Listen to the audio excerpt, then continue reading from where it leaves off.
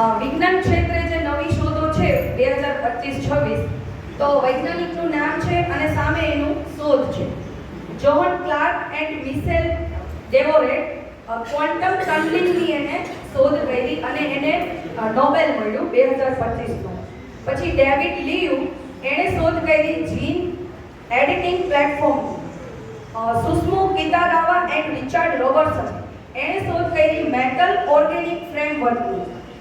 Mary E Brunkow and team એણે શોધ કરી ઇમ્યુન ટોલરન્સની. મેડિકલ ક્ષેત્રે આ શોધ છે.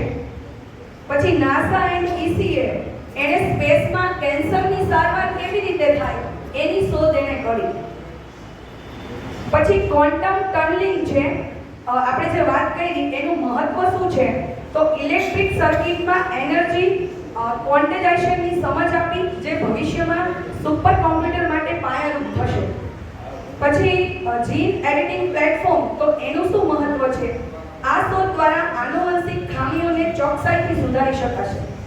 પછી મેટલ ઓર્ગેનિક ફ્રેમવર્ક, તો આ ખાસ પદાર્થ છે જે હવામાંથી પ્રદૂષકોને ખેંચી અને ઊર્જા સંગ્રહમાં મદદ કરશે.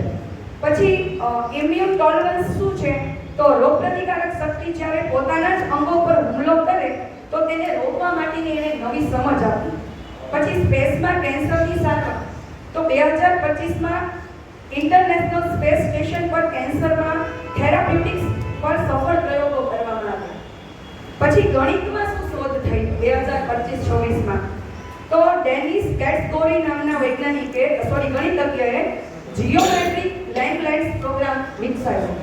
પછી ક્લાઉડિયો મુનોઝે શું શોધ કરી, તો પાર્શિયલ ડિફરન્શિયલ ઇક્વેશન આપ્યું એને. ભારતીય વૈજ્ઞાનિકો અથવા ગણિતજ્ઞો 50 વર્ષ જૂના બાયોલોજિકલ નિયમમાં સુધારો કરેલો છે અત્યારે, જે 50 વર્ષ જૂનો છે. પછી જિયોમેટ્રિક લેંગલેન્ડ્સ પ્રોગ્રામ શું છે, આપણે જે વાત કરી એની, તો 2025નો બ્રેક થ્રુ પ્રાઇઝ જીત્યો.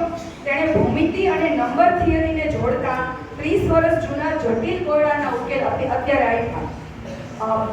પાર્શિયલ ડિફરન્શિયલ ઇક્વેશન શું છે, તો 2025નો રામાનુજન પ્રાઇઝ જીત્યો તેણે અને ભૌતિકશાસ્ત્રના સમીકરણોમાં સેલિકલ સોલ્યુશન ને સ્થિરતા પર એણે કામ કર્યું. 50 વર્ષ જૂના બાયોલોજિકલ નિયમમાં કેવી રીતે સુધારો કર્યો, તો ગાણિતિક મોડેલિંગ દ્વારા બાયોલોજીના જૂના નિયમોને નવો આકાર આપ્યા અને આ બધાને નોબેલ પ્રાઇઝ મળ્યો છે.